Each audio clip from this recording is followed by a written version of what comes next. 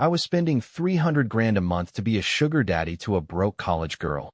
Yet as I passed by her university, I saw Emma nestled in another man's arms.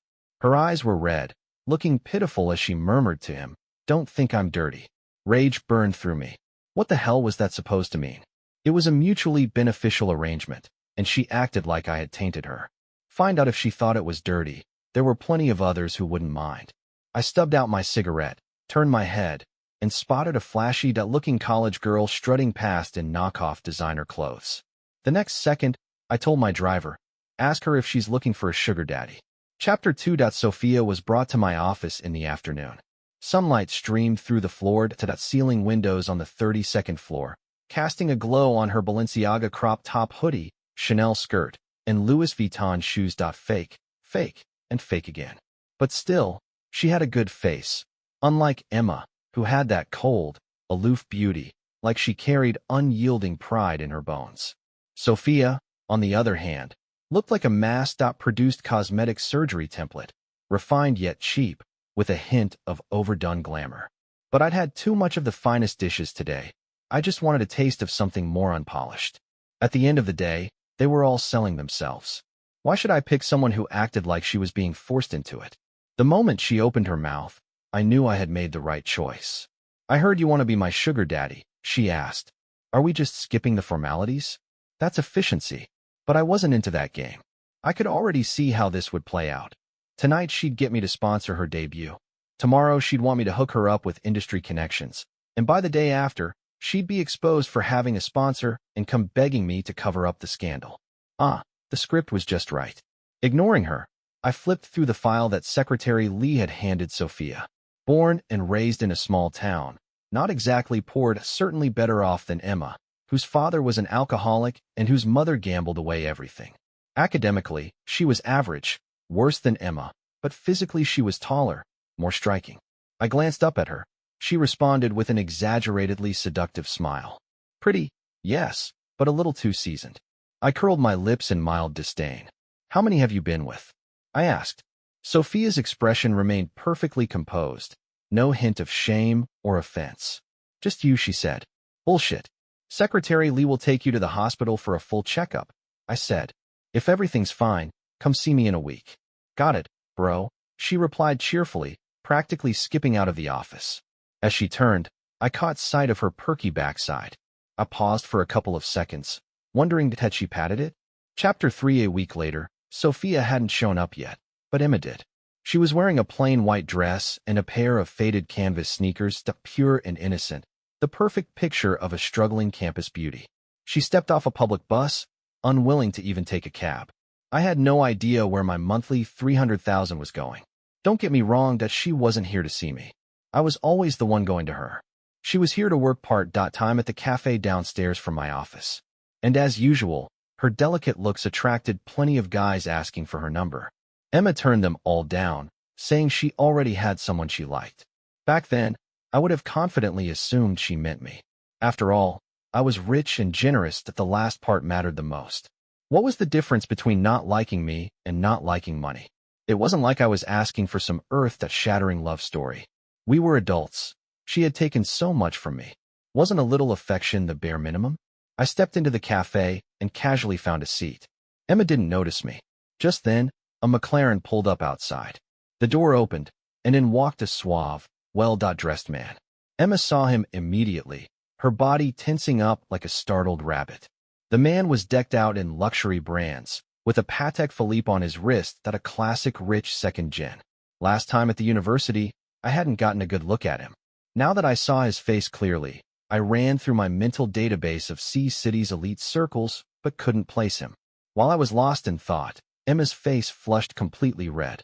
She hesitated. "Did you come to see me?" The man tilted his chin slightly and said, "No, I just heard the coffee here is good." Emma's lashes trembled. If she had a tail, it would have drooped right then. The man continued, "Why don't you recommend something?" Emma immediately brightened, her voice sweet as she started introducing the entire menu. She went into detail explaining each bean's origin, its flavor profile, everything. The people waiting behind him lost patience and left, but the man barely seemed to listen. He casually ordered the house special. Emma then eagerly asked if he wanted to try a cake she had baked herself. She was acting nothing like she did around me, utterly humble, willing to please. I wasn't angry, just curious. Why didn't she act this way with me? I was the one paying her. A moment later, it hit me, and I chuckled. She probably thought that her youth, along with the apartment and countless gifts I'd given her, was a fair trade. I had seen plenty of college girls and actresses with sponsors, even professionals. Just a few days ago, my uncle nearly got a girl pregnant and had to pay $3 million to settle things. A sponsor who's generous and not repulsive is hard to find, but it's a mutually consensual matter. Doesn't mean you didn't take advantage. I had spoiled Emma, so I hadn't cared about the money. She had taken it and still stood me up multiple times. One time it was tutoring, another time a student council meeting, then a lab project. I never got mad. I even had my housekeeper make soup and send it to her. Once, my father saw me doing that and assumed I was in love, warning me, "Don't get too deep." The way I indulged her made everyone believe I had serious feelings for her. Funny. For a time, even I had thought so. Before I kicked my brother overseas and secured my managerial position, I had never been in a relationship, not that I ever intended to. I got up and left the cafe. As I pushed open the door, the bell above it jingled softly. I thought I felt someone behind the counter glance over. Chapter 4. That night, Sophia arrived at my villa. To my surprise, her medical report was spotless, perfectly healthy, not even a minor issue. Unlike last time, where she had been covered in fake designer brands, today she was dressed simply, a white knit cardigan over a matching tank top, a tiered skirt, and sneakers. The voluminous curls were gone, replaced with sleek, straight black hair, probably Secretary Lee's idea. She had been styled to look just like Emma. I frowned, about to say something, but before I could, Sophia slipped off her cardigan, leaving only the tank top underneath. Her curves were impossible to ignore. Were they real? She giggled. "Brother, do you not like how I dressed today?" "I don't like it either." She laughed again and strolled over, boldly grabbing my hand and pressing it against her softness. My whole body tensed up, instinctively yanking my hand back. For a moment, I almost felt like I was the one being taken advantage of. She playfully tied her hair into a ponytail. I exhaled, finally relaxing. "Brother, I'm hungry," she said. "Will you cook some noodles for me?" I nearly choked on air. She glanced toward the kitchen, where the housekeeper had just taken out the trash. "Looks like lunch is over." I hesitated. "There's still some noodles in the kitchen. I can ask the housekeeper too." Before I could finish, she chirped, "Thank you." She even justified herself, saying, "I need to be full so I can serve you properly later." I was speechless. Then she cooked herself a massive bowl of noodles and scarfed it down in record time. I recalled her background. She wasn't poor enough to be starving, was she? "There's steak in the fridge," I offered. Sophia shook her head. "No need. You don't get paid before doing the job, right?" I understood her meaning. For once, I actually felt satisfied with my decision. This was the kind of girl I should have gone for from the start. Point 1, who was committed to the role. Chapter 5. 30 minutes later, I regretted everything. Her perfume lingered in the air, and that initial sense of unfamiliarity had long since burned away. Sophia didn't forget to add value either. "Brother, you're amazing. Brother, you're incredible. Brother, I'm gonna ascend. Brother, don't stop. You're too good at this." I felt cheap, like I had picked up some streetwise girl from the nightlife scene. The next morning, I barely managed to croak. "Should we stop here for now?" She pouted. "Why?" "Brother, are you not satisfied with my service?" I shook my head. "That's not it." Her eyes lit up. "Oh, you're feeling exhausted? No problem. I brought supplements. I guarantee you'll have a great time." For the love of that, who was actually having a great time here? Finally, at 2 p.m., I dragged myself out of bed, holding my waist. I had an important meeting, no way around it. I had to crawl to the office if needed. As I got dressed, Sophia casually asked, "Brother, can you help me get into the entertainment industry?" Chapter 6. My fingers paused on the buttons of my shirt. Then I rolled my eyes. "You've been here once, and you're already asking for favors." Sophia pouted. "Then let's do it many more times. Come on." I was speechless. "That's not what I meant." Rejected. Her doll-like face immediately deflated, scrunching her nose as she accused, "But you're the one who said you were tired." Her logic was truly something else. If I hadn't met her at the university, I'd wonder if she had ever been educated at all. Wait, just because I met her there didn't mean she was actually studying there. I casually asked, Are you a student at C University? Sophia shook her head honestly. Nope. Figures, I blurted out. In a couple of years, I'll send you abroad to get a degree. She hesitated. Brother, I don't want to study. Of course, she didn't. She just wanted to break into the entertainment industry. I waved her off before she could say more. I have a meeting to attend. I got into the car, where Secretary Lee was already waiting. Glancing back, I saw Sophia leaning over the balcony, waving at me. Black hair cascaded over her shoulders, a face that was both innocent and seductive. Sunlight cast a golden glow over her, like a scene from a Roman myth. Even her outfit was carefully curated, but she put in a lot of effort. Brother, come back early, okay? I sighed and rubbed my temples. No one could ever know I had sponsored someone like her. As I reviewed my documents, I said, Secretary Lee, order a few exclusive spring Wong pieces for her. She isn't meant to play the fragile, innocent type like Emma, and those fake designer brands she always wears are embarrassing. Secretary Lee hesitated for a second, then agreed. Chapter 7. After the meeting, after dealing with a room full of old men, I was exhausted, slumping into my office chair. Work had never drained me like this before. That must have been the lack of sleep. The Wong family was like most wealthy clans. My parents had an arranged marriage, did their own thing, but maintained a cordial relationship. Otherwise, they wouldn't have had 3 kids, a useless eldest brother, a pathetic little brother, and then there was me, the perfect one. My life had been pre-planned from birth. If I wanted more, I had to fight for it, and I did. But was this really what I wanted? Brother. I flinched, lost in thought. I hadn't noticed someone crawling out from under my desk. What are you doing? I asked blankly. Sophia tucked a strand of hair behind her ear and tied it back into a ponytail. I stared at her expressionless. For once, her flawless face turned a little red, shy, yet utterly shameless. I just learned this in the afternoon, she said. I heard CEOs and secretaries love playing like this. How motivated? Sophia took my silence as consent. Outside, clouds drifted lazily through the sky. For a brief moment, I wondered, who was sponsoring who here? Whatever. She really wanted to make it an entertainment. Chapter 8. 3 hours later, the phone rang. Secretary Lee's voice came through. Mr. Wong, Miss Ava is here. That was unexpected. It was our usual weekly meeting time. Not unusual for Emma to come looking for me. But considering how often she flaked and that it was already 11 p.m., it was surprising. I lit a cigarette and said, tell her I'm busy. She can leave. Secretary Lee hesitated. I already told her that. She insists on waiting until you're done. She's in the conference room next door. I frowned, about to respond, when Sophia suddenly leaned over and took a drag from my cigarette off my fingers. Then she immediately choked, coughing like she was about to pass out. I hung up the phone. Sophia wheezed. Brother, you should stop smoking. For a second, I thought she was about to start acting like some delicate, caring girlfriend.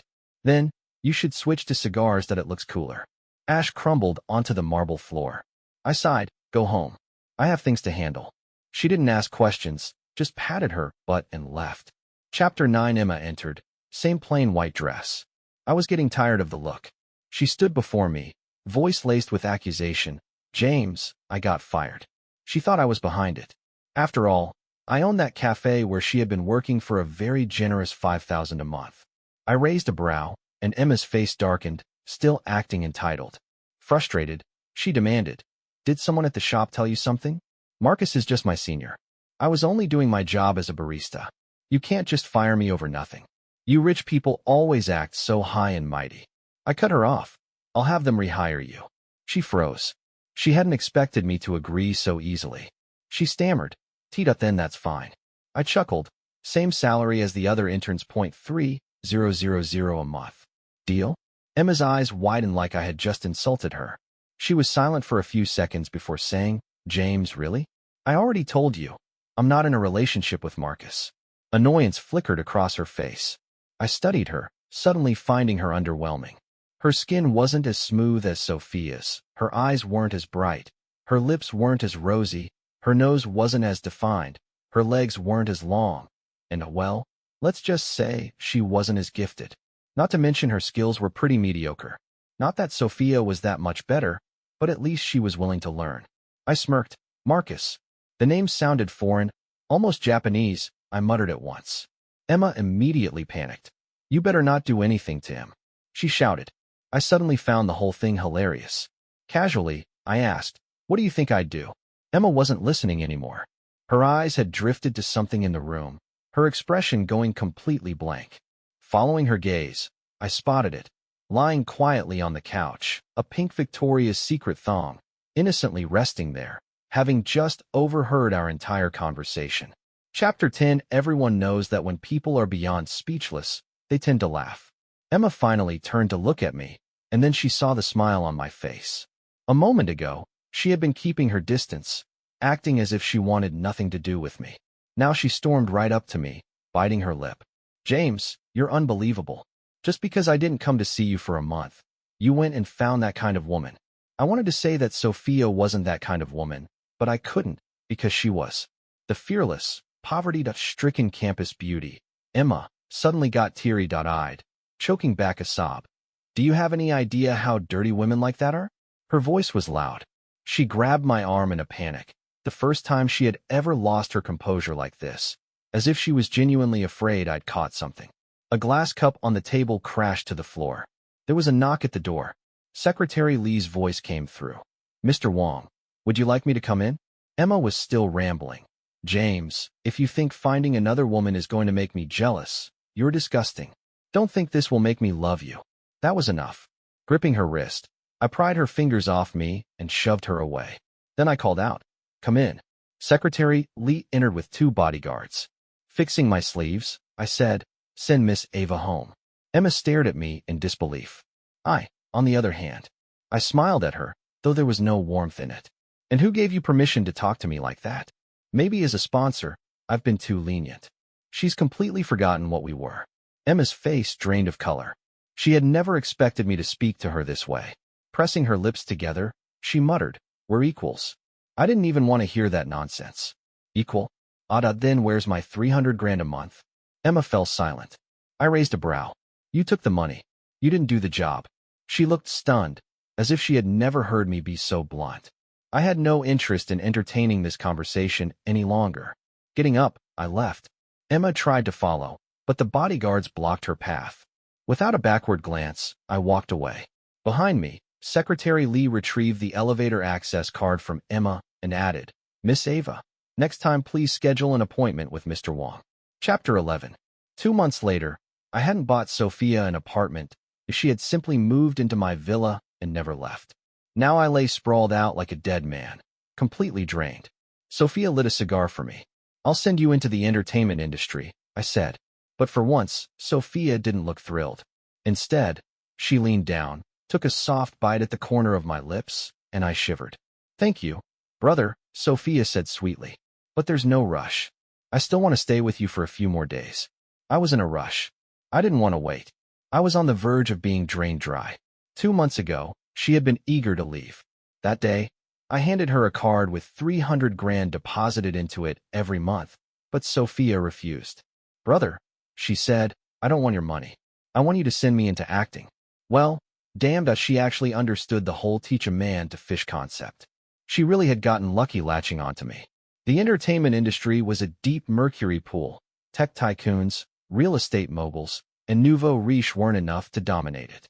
But the Wong family had long since planted their stake in it that we owned a major talent agency, one of the big 3 at the time. I told her, it depends on how you perform. Now I regretted it. The cigar slipped from my fingers, landing on the carpet. As I bent to pick it up, the blanket covering me slid off. In the next moment, an arm coiled around me. Brother. Sophia's eyes shimmered with a seductive glow as her legs wrapped around me again. I stopped her. She pouted, looking confused, forcing an awkward laugh. I tried to change the topic. Don't you have anything else to do? She had been stuck to me for 2 whole months. She wasn't doing yoga, she was glued to her phone, studying certain videos that shouldn't be studied. I had half a mind to ask if she still needed to go to school, but then I remembered she wasn't the studious type. I struggled for an excuse, then finally found one. Shouldn't you go get some maintenance done for your face? Sophia rubbed her cheeks. Brother, it's all real that you can feel it. Before I could react, she grabbed my hand and guided it to her nose, then to her lips, then to her neck, then to. I yanked my hand away. Okay, I get it that it's all real. I understood now. She had tasted pleasure, and now she wasn't in a rush for the entertainment industry anymore. She was more interested in me. No way. Even Secretary Lee had started giving me strange looks, her face practically writing, "The Emperor has abandoned his duties." I pinched Sophia's cheek and said, "I'll take you to meet a few directors tonight." Chapter 12. That night, I introduced Sophia to a romance drama director. Director Zhao was polite. "Mr. Wang's sister?" "Of course, I'll take good care of her." Then he asked, "Which year are you in?" Sophia smiled sweetly. "Second year of college." I did not expose her fake credentials. She auditioned on the spot for the third female lead. The audition scene. A girl who, after falling for the male lead, decides to lock him in a basement. She had to show both infatuation and a Yandere obsession. Since the script wasn't finalized, she had to improvise her lines. I graciously stepped in as the stand-in for the male lead. I sat on the couch. Sophia knelt at my feet. The director called out, "Action." In an instant, that obedient, sugary demeanor disappeared. Her soft, alluring eyes darkened into something possessive. She narrowed them slightly, running her fingers along my hand, rubbing it gently against her cheek. Our eyes locked, her expression full of hurt. She whispered, "Do you have to like that woman named Emma? Am I not enough?" I had no lines that just had to sit there like a block of wood. But Sophia heard my imagined rejection loud and clear. She bit her lip, gaze filled with resentment. "Brother, she has such a bad temper. She always throws tantrums at you, but I only want to take care of you. James, haven't I served you better than her?" She stared straight into my eyes, jealousy burning in her gaze. Chapter 13. Director Zhao said Sophia's acting was average. Over the top. She didn't feel like a Yandere, more like a desperate mistress. But she was too pretty, so he let it slide.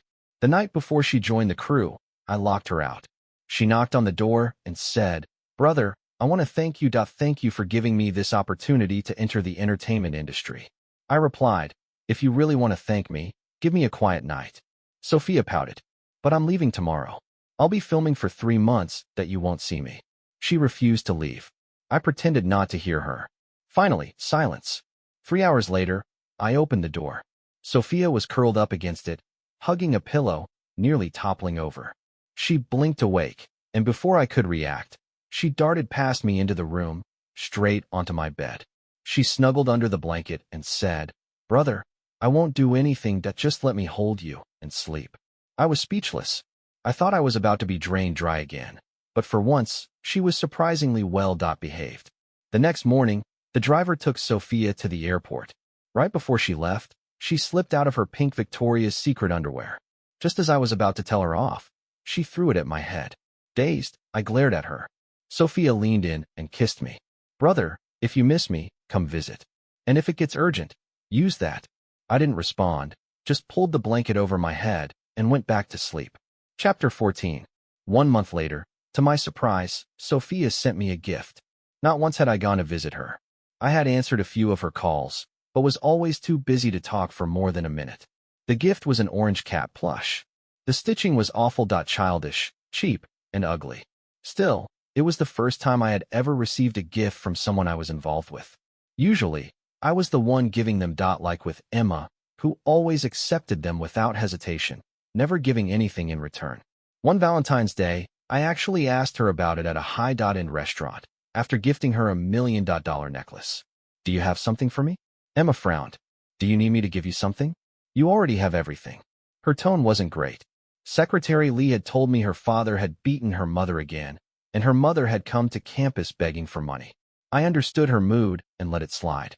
Now the cat plush stared at me with beady eyes. Something about it felt familiar, but I couldn't quite place it. Looking at it made me feel a little guilty for not visiting. Just as I debated whether to go, Emma called me. Rare, unlike Sophia, who called 3 times a day. Emma rarely took the initiative. I answered, but said nothing. She was silent for a long time. Realizing I wouldn't speak first, she finally said, "I accept your apology. Let's make up." I didn't get it. Then I glanced at the calendar and understood instantly. Today was Emma's birthday. Luxury brands must have started sending her gifts by now, all arranged by me. Emma said, "I really liked that restaurant last time. Let's have dinner there tonight." She hesitated, then added, "A few of my senior lab mates will be joining too." I cut her off. "I forgot to tell Secretary Lee to cancel it." She paused, What? I said, consider those gifts as a breakup fee. Last time I saw Emma, I had been too distracted to make things clear. I wasn't interested in playing the breakup-makeup game. Our relationship wasn't even that enjoyable. Honestly, I had lost more than I gained. But I was a generous sponsor. I wouldn't take back what I had given. Lesson learned. Next time, I wouldn't be too generous. Too much, and people start getting delusions. Emma struggled to accept my words. Angrily, she snapped, James, are you jealous? Is it her? Did that woman get in your head? I'm telling you, she's only after your money. Chapter 15. Then suddenly it clicked, the fabric of the orange cat plush. It was from Sophia's favorite limited edition nightgown.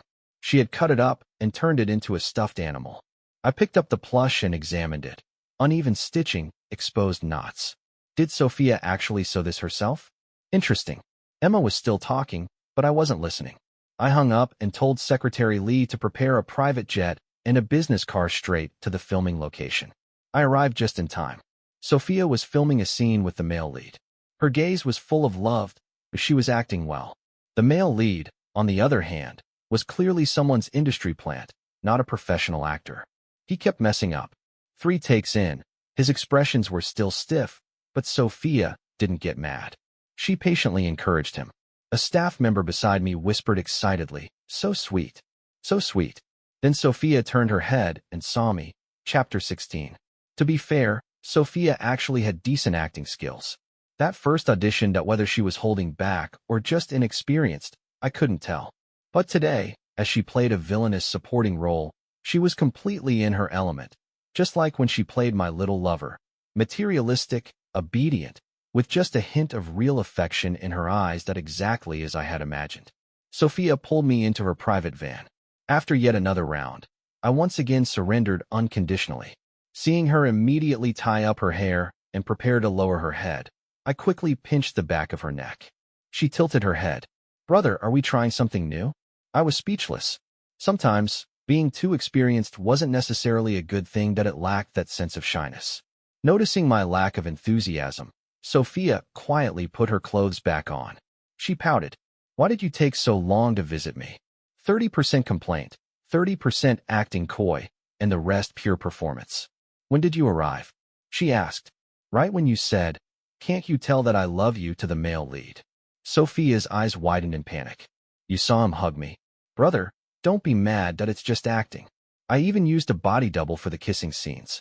Luna arranged everything for me. I lazily brushed my fingers across her face. Do you have any more scenes today? She quickly shook her head. The moment I saw you, I asked the director to push them back.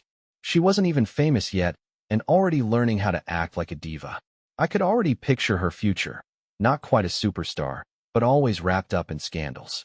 She tested the waters. Then today, should we go out and eat something good? Massaging my shoulders, she added, Brother, are you tired? How about a movie first? So we watched a movie, secretly booking the entire theater. We strolled along the streets, bodyguards following 100 meters behind. We played a round of golf, then finally returned to the hotel suite. I showered and brushed my teeth. Of course, even if I hadn't, she wouldn't dare complain she was taking my money, after all. That was the best thing about a sponsorship arrangement. I could do whatever I wanted, take out my frustrations on her, and not care about her feelings. From behind, Sophia wrapped her arms around me. Brother, I want. I closed my eyes. I don't. She clung to my arm, acting spoiled. Please, brother. It's been a month. I'm about to overflow. I was too exhausted to argue. Somewhere between my dazed thoughts, a realization hit me. Why did this feel like a relationship? That wouldn't do. I should buy her a wooden fish to knock on. Buddhism says one must seek inner peace. Chapter 17. Sophia's costume drama, 8 Lives, 8 Loves premiered. The drama flopped, but Sophia blew up. Completely unexpected.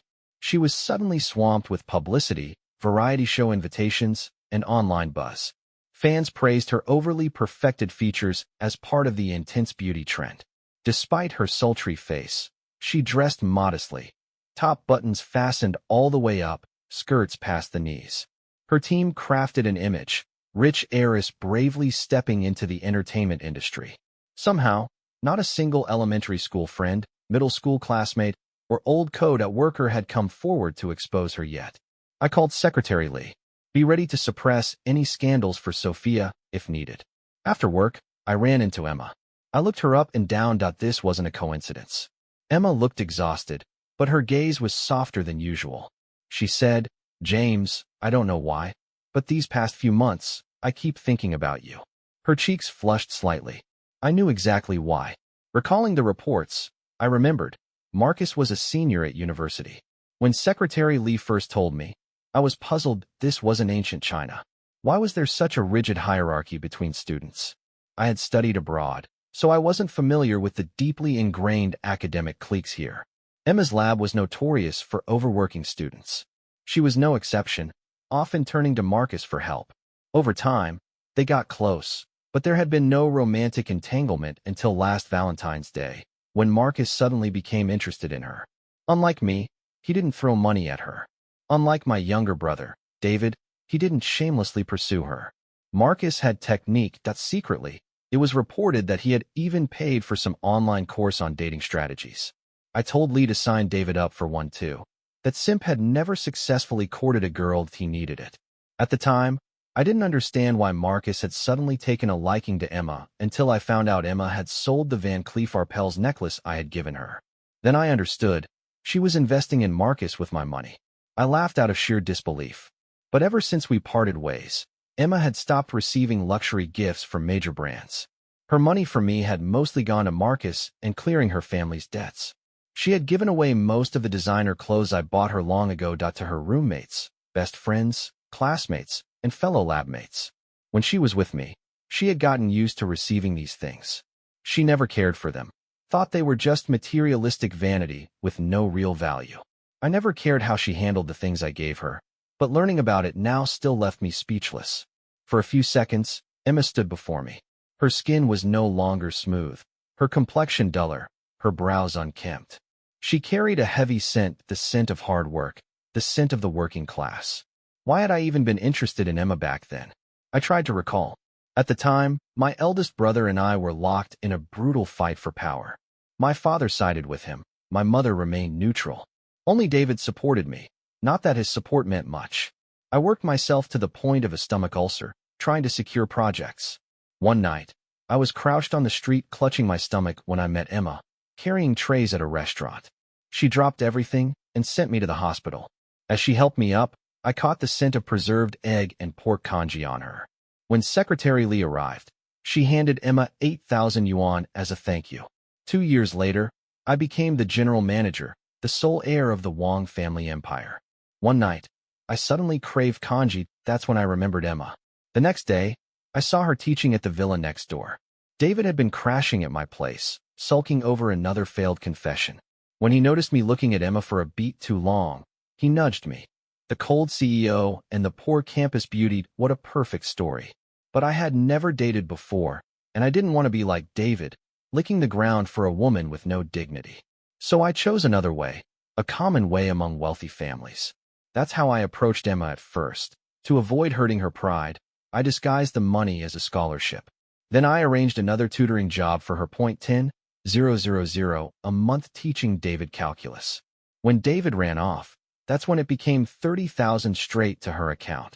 She looked extremely uncomfortable when she first accepted the card.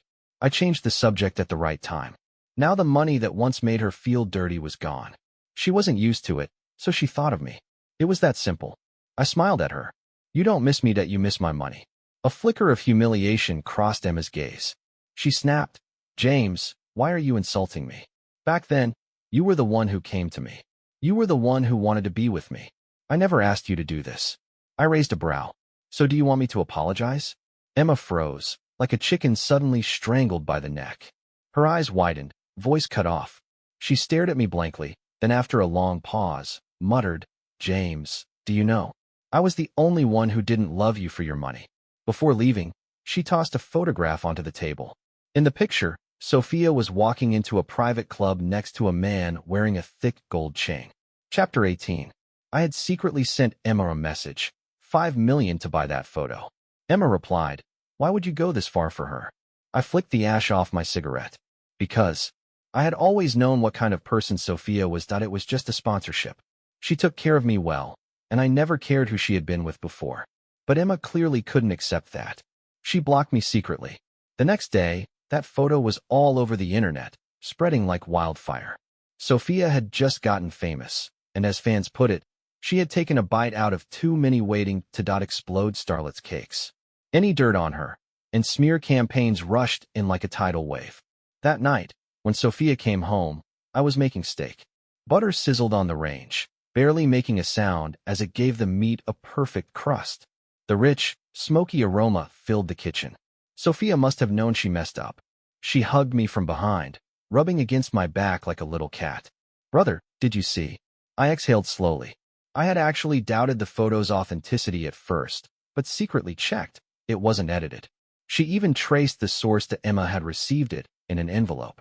But Sophia had always told me I was her first sponsor.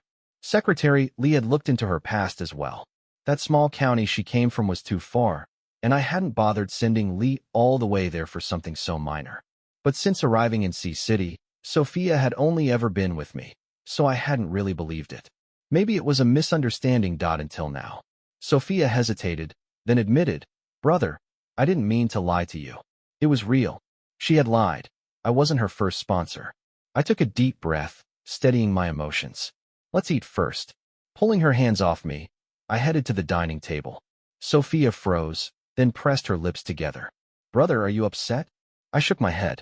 "No, just feels a little dirty." Her pupils shrank. She stared at me in disbelief, stammering, "Brother, what did you say?" Calmly, I cut into my steak. The news online. Secretary Lee is handling it. 2 bites in. On the third, she suddenly threw herself at me. I nearly dropped my plate. Her voice broke as she cried, "Brother, how could you call me dirty? How could you say that?" Tears filled her eyes, and as she choked on her sobs, she reached up to start tying her hair back. "I'm different from them. I've always kept myself clean. I never went to those kinds of parties." Sophia, I barked her name, grabbing her wrist to stop her. "Get up." She didn't move. I frowned. "Don't make me say it twice." Sniffling, she finally lifted her head and stared at me. Her perfect face, the one that marketing accounts raved about, was streaked with tears. Her peach blossom eyes shimmered with little crystal beads. I was certain that if I dropped her now, she'd have a new sponsor by tomorrow. She whispered, "Brother, after you said you were tired last time, I learned a new position." And with that, she started taking off her coat. I caught her wrist. "I'm eating first." Suppressing my irritation, I added, "I'm hungry." Sophia read my expression carefully, then reluctantly trudged up the stairs, face full of grievance. "Okay, brother. Then I'll wait for you in the bedroom." I ate dinner alone. The steak didn't taste as good as yesterday's. It had come from the same morning air shipment from Australia, but somehow it just wasn't right. I remembered how Emma used to stand me up. Back then, I didn't care that I was busy anyway. But today I was angry. I had indulged Emma time and time again, and now with Sophia, was I going to do the same? Just then, I got a message from David. 3 voice notes in a row. He sounded frantic. "Mom arranged a marriage for me. Brother, I don't want to marry someone I've never even met. Who knows what her temper's like, what she looks like. After that last girl, I finally get it, simping never ends well. If I end up with some spoiled princess, I might as well just end it all now." I couldn't be bothered to reply. More messages kept coming. A long rant about some perfect little goddess and her endless flaws. I didn't listen. After finishing work in my study, it was almost 10 p.m. when I finally returned to the bedroom. There was a large lump on the bed, huddled up and shaking. I stood by the door and watched. Sophia was curled into a ball, trembling. She turned to look at me, eyes red and swollen like a pitiful little thing that had just been wronged. Tears and snot mixed on her face, but they did little to hide her exquisite features. If someone took a picture of this, it would definitely shut up those who claimed she had plastic surgery. I ran a hand over her head. Sophia immediately reached up to tie her hair back. I sighed, pushing her head away, only for her to cling to me again. In short, exhausting. Chapter 19. The next morning, smoking by the window, I glanced down at Sophia still asleep. She had cried herself into exhaustion. Outside, a small grove of trees swayed. The sun had yet to rise, and birds chirped, their chatter giving me a headache. "Brother." I looked down. She wasn't awake, talking in her sleep. "Brother." Curious, I leaned closer. She murmured, "Don't stop." I sighed. "I went for a morning run. Missing the moment, Sophia turned over and whispered again, "Brother, I love you." Chapter 20. 1 month later, just as I wrapped up a meeting, Secretary Lee called. "Mr. Wong, Miss Liu." I frowned. "Didn't you take back her elevator card?" Secretary Lee sounded helpless. "She made copies." I gritted my teeth. "Have security throw her out." She hesitated. "She's already at your office door." A headache hit me instantly. The next second, Sophia walked in. If her face hadn't looked so miserable, I might have admired how stunning she was in those few steps. She was clearly dressed up, flawless makeup, black stockings. Before she could speak, I tapped my fingers on the desk. "Is the compensation not enough?" Sophia smiled. "Brother, is that what you think of me?" I said nothing. She asked, "What did I do wrong?" What? Even I didn't know. 1 month ago, in the early morning, I came back from my run. Sophia, still half asleep, leaned in to kiss me. That's when I told her we were done. She snapped awake. "Brother, did I not perform well?" I shook my head. "I'm just tired of you, Sophia." She froze, her playful fingers that had been lazily tracing my hand stopping. I left her with, "Secretary Lee will contact you." Sophia came to see me a few times after that. She didn't want to let go, kept asking why. That morning after my run, I simply didn't want to continue. Was there always a reason? We weren't even in a relationship. Even relationships could end abruptly. I just wanted someone new. I looked at her now, still breathtaking, even more polished thanks to a professional team. I didn't want to make this uglier than it had to be. I said, "Sophia, I chose you because you were clearer-headed than Emma." She fell silent. I stood up. "You're smart. Take the money and leave. Let's part on good terms." She countered, "And if I say no?" Sophia suddenly stepped closer, the familiar sweet scent of her perfume filling the space between us. She reached up, stood on her toes, and tried to kiss me. I immediately pushed her away, frowning. "Who gave you permission to do that?" "Sophia, know your place." Sophia rolled her eyes. Then without hesitation, she leaned in again. Our lips met. Wet, hot, lingering. Then just as abruptly, she pulled away, turned around, and walked out without looking back, leaving me sitting there completely dumbfounded. Chapter 21. David was back to his simpering ways. He actually brought his flashy, attention-seeking girlfriend to my villa. "She's different, bro," he said earnestly. "We met at a bar. She's never been in a relationship before. I'm her first love. She has tattoos, drinks, clubs, and has 10 guy best friends. But she's a good girl." Then, in my villa, they went through rounds of lovey-dovey nonsense, dramatic fights, and reconciliations. As expected, the girl didn't stay loyal for long. David caught her making out with another man. She said I was forced. He told her to report it to the police. She refused. The result? They got back together. I laughed. A few days later, they broke up again. David came to me in tears. "This time it's real," he said. I didn't believe him. He insisted, "I swear it's real." This time, I caught her booking a hotel room with another guy. I stayed silent. He continued, "I'm ready to go home and accept the arranged marriage." I set down my documents and raised a brow. "And what if your fiancée has had more partners than you can count?" David nodded without hesitation. "I can handle it. I don't even like her. I swear I'll never simp again, bro." You spilled your coffee." "Bro, what's wrong?" I snapped out of it. Coffee had dripped onto the ugly orange cat plush. Chapter 22. That night, I saw the latest gossip. Sophia was rumored to be dating a film emperor. They had been seen entering and leaving the same apartment. I turned off my phone, didn't want to see it. I finally understood. Why was I fine with Emma flirting with other men, but I couldn't tolerate Sophia having a past sponsor? Why didn't I want to continue with Sophia? Because I wanted to continue with her. But understanding that didn't change anything. To her, I was just a sponsor. To me, she had become something more. Wasn't that the biggest joke? James Wong. Catching feelings for a sugar baby? I had my pride. David left to call our mother. When he came back, he looked annoyed. "My fiancée sounds terrible," he complained. "Dropped out of college halfway to chase an acting career. The Liu family didn't support her, so she went and found a sponsor. And now I have to marry her." The Liu family had most of their business overseas. They weren't even based in Sea City. I had never heard much about them, and my mother's original arrangement hadn't been with the Liu family. Chapter 23. The next day, I accompanied David to his arranged meeting at an upscale restaurant. I saw her. Sophia. She was standing next to a man wearing a thick gold chain. My mother introduced them. This is Mr. Liu and his sister, Sophia. The smile on my face froze. David's eyes widened in excitement. Holy shit, bro. Isn't she that super famous actress right now? She looks exactly like I thought. Totally not the good girl type. Wait, bro, where are you going? I turned and walked away. I need a smoke. When I returned, David and Sophia were deep in conversation. My mother and Mr. Liu had already left. David grinned. Bro, Sophia's actually really cool. Then, turning to her, he said, this is my brother. You should start calling him brother too. Sophia smiled politely. Brother. A sharp pain pricked at my chest. That distant tone. I stood up. I need the restroom. In the mirror, I saw her reflection before she even spoke. Sophia strolled in casually, dressed in a cream-colored knit cardigan, looking effortlessly elegant. The blue sapphire earrings on her ears glistened. She radiated wealth. Brother, she greeted, voice soft. It's been a while. I'm going to be your sister. Law. Are you happy? I didn't answer. As I tried to walk past her, she grabbed my sleeve. Why won't you answer me?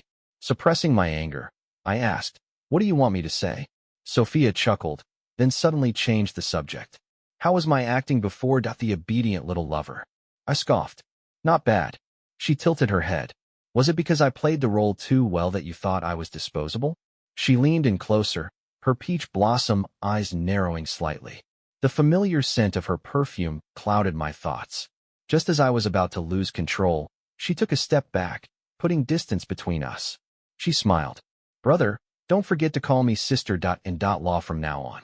The restroom's scented air freshener made my head ache. I glanced at her, then said, no need to wait. I can call you that right now. Sophia's expression remained composed, but she bit her lips slightly. Just as I turned to leave, she suddenly threw herself into my arms. Chapter 24. Sophia clung to my neck, biting down as she let out a few muffled hums. She scoffed, you think I care about you? I frowned. Sister. Law, ease up. Your canines are a bit sharp. Sophia froze for a second, then bit down harder, pinching my arm. Don't think I can't let go. I just want revenge. You think I still like you? My phone slipped from my pocket right on cue. David sent me a voice message. Bro, I won't bother you. Insist. Law. I'm heading out. She asked me to find you, but she told me to keep it a secret, so don't tell her I told you. Sophia's body stiffened against me for a second, a flash of embarrassment crossing her face. Then my phone rang. It was the housekeeper. Sir, that handmade orange cat plush of yours. I put it in the washing machine, and something fell out. Sophia lunged for my phone. Don't listen to her. The housekeeper continued. There was a pink letter inside. Looked like a love letter. Should I throw it away? I glanced at Sophia. Her face was bright red. A moment later, she gave up completely, tiptoeing up and planting a quick kiss on my lips. Into the phone, I said, don't throw it away. Hanging up, I turned to Sophia. She was pouting, looking thoroughly displeased. She muttered, now that you know, I was planning to let you act out a whole regretful reconciliation arc. Not a chance, I said. I had a reputation to uphold. Sophia seemed to pick up on my thoughts, her expression turning smug. Brother, I need to punish you. I nodded easily. Sure. What could she possibly do to just wear me out for a day or two at most? But then Sophia smiled, her gaze full of meaning. Brother, I prepared 10 outfits and 10 pills. After that, I didn't see sunlight for a whole week.